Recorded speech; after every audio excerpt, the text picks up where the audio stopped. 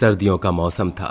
चारों ओर गहरा कोहरा था। उसी कोहरे में 5 व्यापारी व्यापार करने जंगल के रास्ते शहर जा रहे थे। तभी उनमें से उनका एक साथी हरमंत बोलता है, साथियों, आज रात हमें यहीं रुक जाना चाहिए क्योंकि कोहरा ज्यादा ही घना हो रहा है, जिसकी वजह हमें रास्ता दिखाई नहीं दे रहा सही से। इसलिए मेरी मानो तो आज रात हम सभी यहीं डेरा डालकर रुक जाते हैं।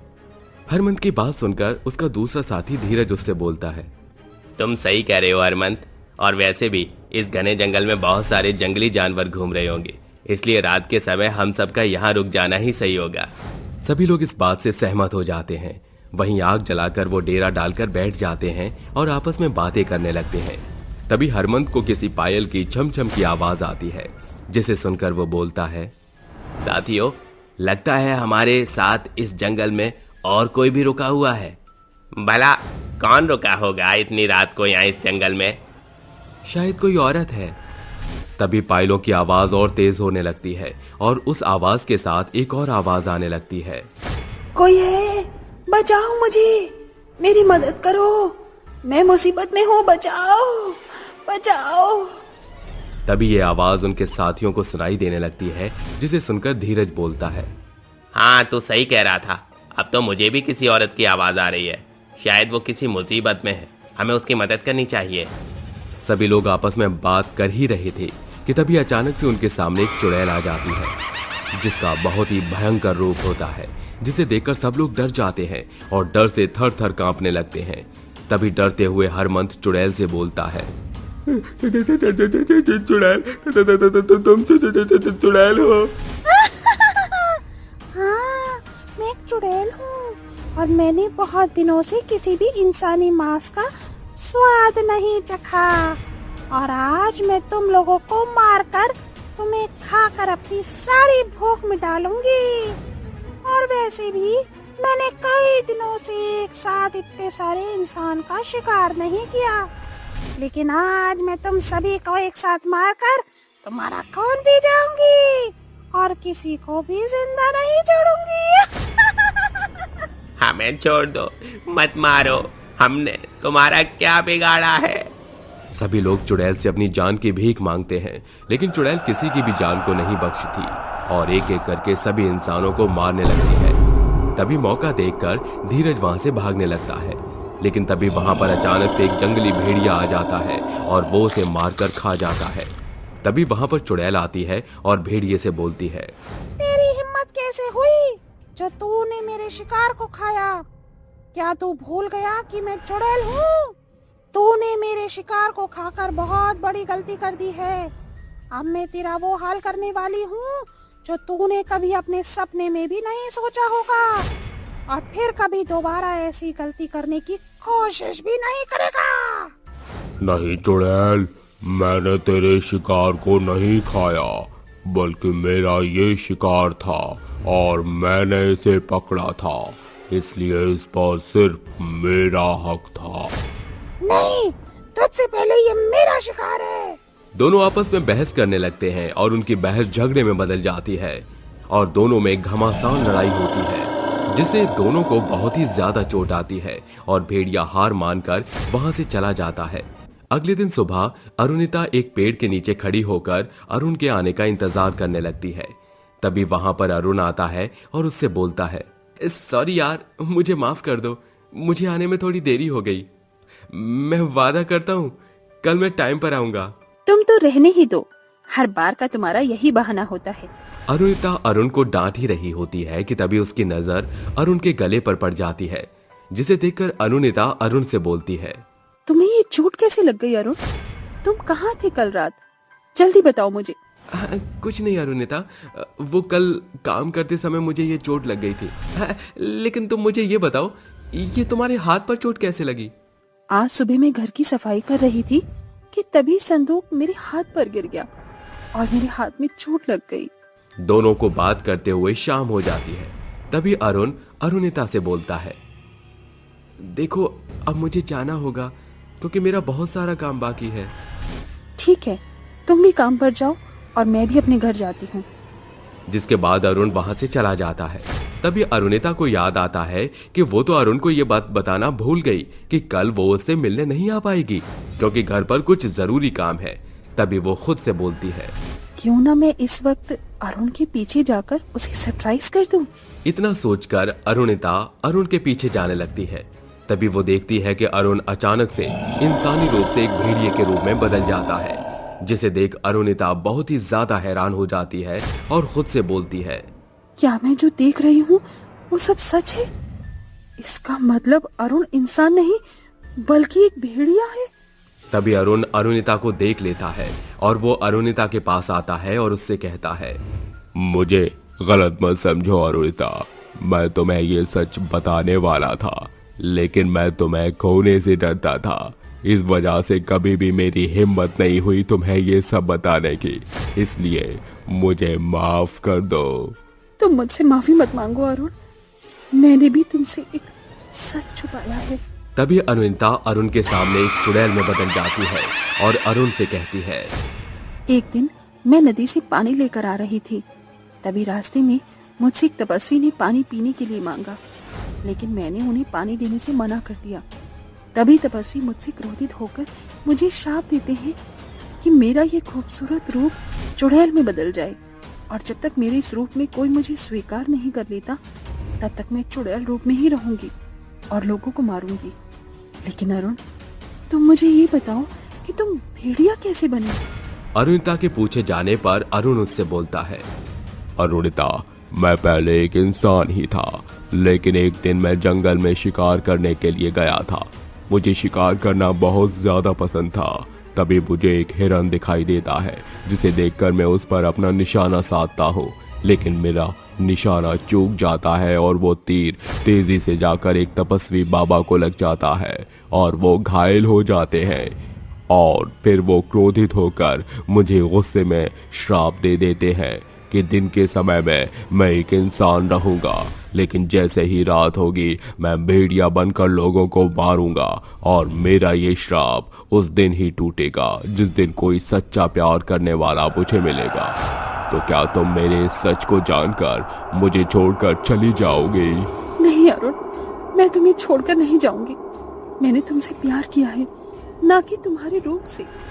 अरुणिता के इतना बोलते ही अरुण का श्राप टूट जाता है और वो भेड़िए से एक इंसान बन जाता है और फिर अरुणिता को गले लगा लेता है।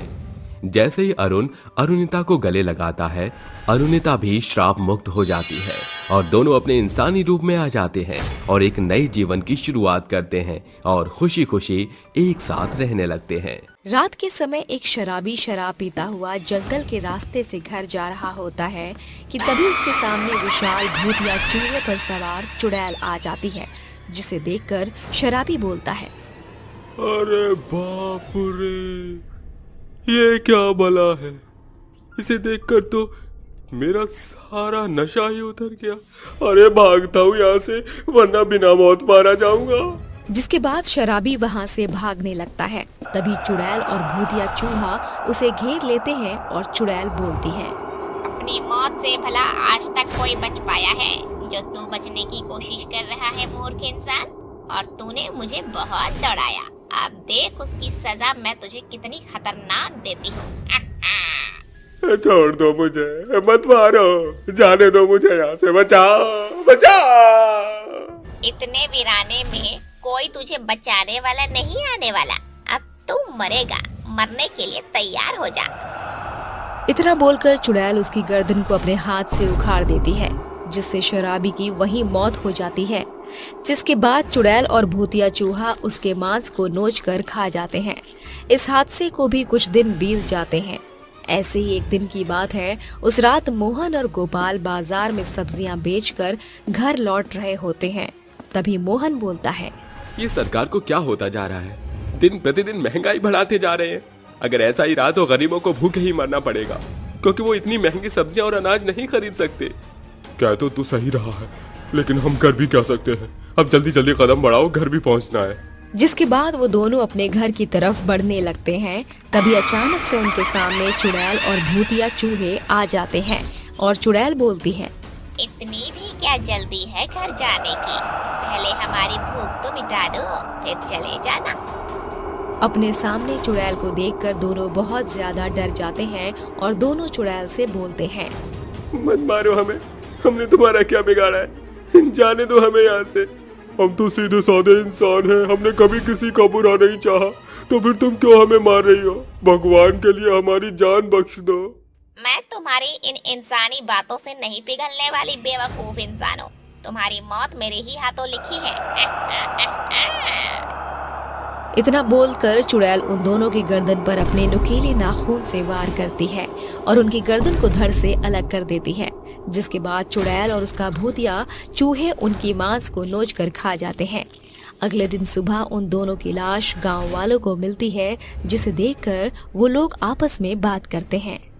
कुछ समझ नहीं आ रहा कि गांव के लोगों को कौन मार रहा है और आखिर कब तक हम इन समस्याओं को झेलते रहेंगे।